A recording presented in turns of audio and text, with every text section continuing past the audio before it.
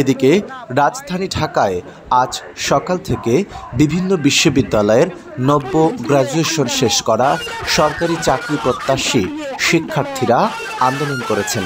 তাদের দাবি, সরকারি চাকুরিতে বয়সসীমা যেন ৩৫ বছর করা হয়।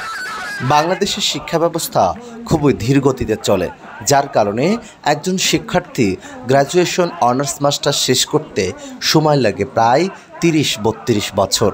আবার সঠিক সময়ের মধ্যে রেজাল্ট না পেলে অথবা অকৃতকার্য হলে তাহলে তো কথাই নেই। সব মিলিয়ে ৩০ বছর প্রায় লেগে যায় শিক্ষা জীবন শেষ করতে। বর্তমান আমাদের মাননীয় প্রধান উপদেষ্টা ডক্টর মোহাম্মদ ইউনূসকে ক্ষমতায় আমরা বসিয়েছি। আমরা আশা রাখি যে তিনি আমাদের যে কোনো যৌক্তিক দাবি পূরণ করবেন, আমাদের দেশবাসীর পাশে থাকবেন। আমরা একটা যৌক্তিক দাবি ৩৫-এর দাবিতে তার কাছে এসেছি।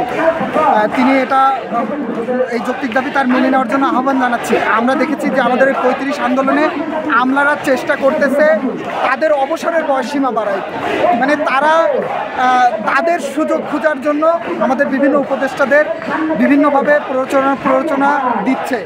এবং এই আমলারা কারা আপনারা জানেন যে স্বৈরাচারী হাসিনার নিয়োগপ্রাপ্ত আমলারা এখনও আমাদের এই যে গভর্নমেন্টের বিভিন্ন স্তরে রয়ে গেছে।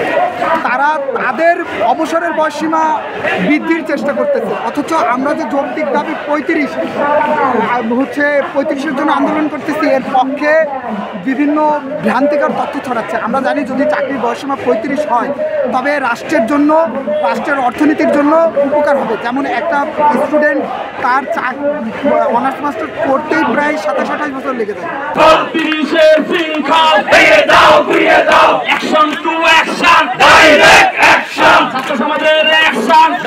এমন পরিস্থিতিতে তাদের এই দীর্ঘদিনের দাবি পূরণ না করলে তারা রাজপথ ছাড়বেন না, এমন হুঁশিয়ারি দিয়েছেন।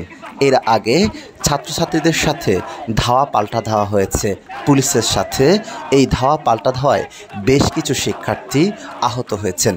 টিয়ারশেল নিক্ষেপ এটি কোনোভাবেই গ্রহণযোগ্য নয় বলে জানিয়েছেন আন্দোলনকারীরা। তারা বলছেন, যৌক্তিক এক দাবিতে কেন পুলিশ সদস্যরা অতর্কিতভাবে হামলা চালালো তার তীব্র নিন্দা ও প্রতিবাদ জানিয়েছেন আন্দোলনকারীরা। একই সাথে তারা বলেছেন, ডক্টর ইউনূস প্রধান উপদেষ্টার কাছে যতক্ষণ পর্যন্ত এর লিখিত প্রস্তাবনা না পাবে ততক্ষণ তারা আন্দোলন থেকে সরে দাঁড়াবে না। তবে আগামীকাল এ দলের প্রধান সমন্বয়কদেরকে নিয়ে প্রধান উপদেষ্টা বৃন্দ বসবেন এবং চূড়ান্ত সিদ্ধান্ত নেবেন, এমনটাই প্রত্যাশা করছেন। আশরাফ হাসান, বিডার বাংলা 24, ঢাকা।